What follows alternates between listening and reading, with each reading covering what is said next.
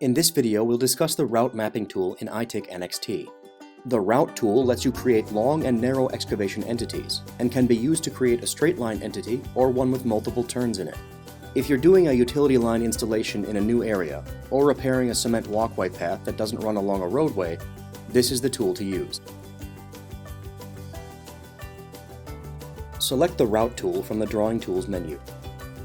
Before you start drawing your route, you'll need to enter a width in feet and provide a physical reference point, such as a flagged or staked route. Once you have entered the required information, click on the map to start drawing your route.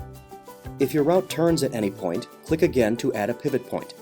Continue clicking until you reach the end of your route. Double-click the final point to finish drawing. The route should now match the width you entered previously.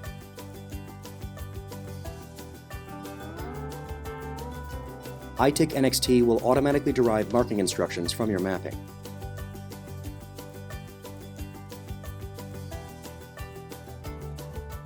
Thanks for watching.